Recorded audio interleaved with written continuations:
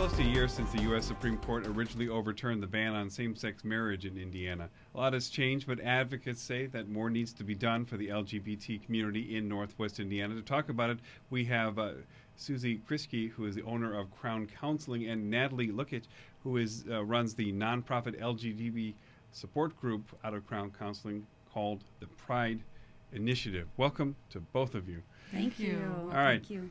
So last year, was it a seismic shift for the gay community in Northwest Indiana? Have we really seen things change here? It's a little hard for me to say because the population that I work with typically is more geared towards college-age young kids. They're bringing parents in, and we do have a few older people that attend the group, but it is mostly the younger population. So with that, when we had the interview the other day with the newspaper, they were talking about how marriage equality really hadn't affected them that much. It was great, and it was a step forward, but they're more concerned about overall laws that basically protect their rights that we don't really have here in Indiana. And that was the big push for them. And those are the things that are more important for them as, the younger generation. You decided to become a facilitator 6 years ago after you found out your brother was gay. Well, actually, I found out my brother was gay when I was 14. Okay. But back then there were no resources, and there still in Indiana are very few, specifically for LGBTQ population. So 6 years ago, I had founded a PFLAG group, which is Parents and Friends of Lesbians and Gays, but we felt that wasn't really meeting the needs of the population. So I got together with Susie, who is my employer also, and she helped me get grant funding and is also supporting us for a second night through Crown to provide this support group to the general population. And that grant's funded by Geminis Corporation, the other half. Call it support group, your counseling service. I mean, is it a matter of people needing counseling? Yeah. The support group, I guess, isn't really... It's a support group. It's not a therapeutic group. So basically, it's there to provide... Because there's somewhat of a stigma, the notion that you're medicalizing something that is just normal behavior. Right. The group is part education and support. So sometimes if a parent brings in a child, maybe they have questions or concerns, they can come to the group to ask, to be around people, to ask the questions, be around the facilitators to get the information they need. And it's a safe environment for them to do that. So that's what we're providing. We're not pathologizing anybody that's LGBTQ. That's exactly the opposite of what we're trying to do. So who are most of the folks that you see? A lot of parents at this point? And you said younger people. Our youngest member was 11. All right. And she isn't coming now because a lot of times what happens, people get what they need from the group and then they'll move on, which is exactly what we want to happen. Sometimes some people stay longer. We get a sense of community and they'll just stay and really try to be a part of that added support. But we also have somebody who is in his 60s. So we have a really wide range of people that are attending the group. The great thing was we have two facilitators, so we can do that education piece or that part with the parents if they need to talk amongst themselves. We can have one person go with them and talk about things, and then another person can take the younger people and talk to them with them and make sure it's a safe environment for them to talk about their issues. Mm-hmm. So marriage equality, I guess unless you're getting married, this is mostly symbolic? I don't know. I mean, personally, I love it because my brother got married to his partner last year. All right. So for me, it's huge. I love it. I think it's one thing. On a personal level, it changed the family. Yes. All right. I think it's just for our kids, I think, in the group, because of the recent law that was passed and people think that law was targeted towards the LGBTQ community. I'm not here to debate that politically about what that law actually meant for people. But I definitely think that it gave the idea to the younger generation that they aren't welcome as much in Indiana. And so I sort of see the Marriage Equality Act as a way to say at least we have this going for us. At least we have something that says that there's a footstep, a doorway for us to get more rights and equality in Indiana. And you mentioned RFRA. I mean, did you see that reflected, that statewide debate, which became a national debate? Did you see that reflected down at the grassroots level here in the support groups? Definitely. Everybody had something to say about it. I can't imagine, walking in with somebody from group and being denied service. This is what they're this is what the thinking is, that they could be denied service somewhere. Even we had to put. We have to put an equality sign on our front door so people know that they can come in and we can serve them, and we will serve them, just like anybody else, That's right. But it just seems I think to the group especially, it seems crazy to even have to do that. You know, that it has to be a thing, you know.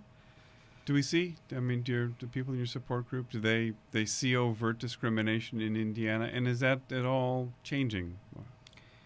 What do you think, Susie? I think it's getting better. It's getting better, Yeah. but I mean, just like with our group, the LGBTQ group, it's the only one in Lake County. So And it's that's surprising. Yeah. This is a Yeah. very large county here. Yes. You know, over 500,000 people right at the doorstep of Chicago. Yeah. And people say that too. Oh, well, Chicago, there's tons of resources in Chicago. Well, for the people that live around us, and you know, especially when we get down here towards Crown Point or some of the other communities around here, that's a really long way to go, and it's a whole different world in some sense. You know, from here to Chicago, for some people. So what does this area need? More services. more services, Yeah. more education, awareness. A lot of the public schools are starting to have groups, their own groups, but again, they are open to discrimination, and with the stigma that it's attached to the group, they might not feel comfortable. So a place like coming to our group will give them, you know, a sense of protection and safety. But there still needs to be more, I think, education and awareness.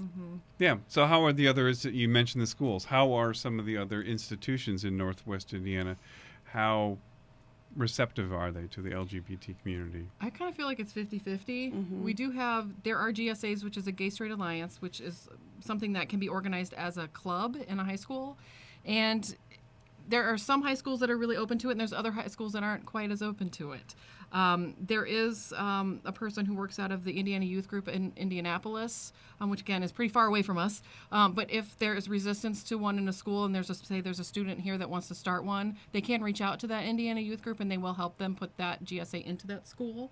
But still, some of them are a struggle. So I'm not going to want to name any names. But yeah, there's definitely some that are more open to it than others, and some that have recently legally been forced to allow GSAs in the high schools as well. Legally forced to allow? Yes. You mean people have gone to court? Yes, they have gone to court. I think it's just a sticky issue because I think once people start mentioning sexuality in any way, it becomes about sex instead of about love. And so people get a little hung up on that. Instead of being about equal rights, it becomes about sex education. It becomes about all these things that it's really not what it's supposed to be about.